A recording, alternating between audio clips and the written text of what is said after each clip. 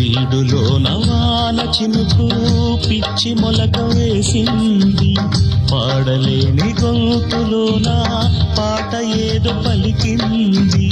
గుండె ఒక్కటున్న చాలు గొంతు తానే పాడగలదు, మాటలన్నీ దాచుకుంటే పాట నీవే రాయగలవు.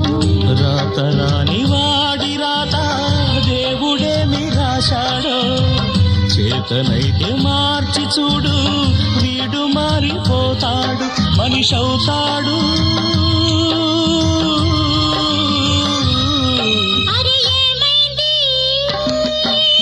మనసు కొరకలకి ఎక్కడికో ఎగిరింది, అది ఏమైంది?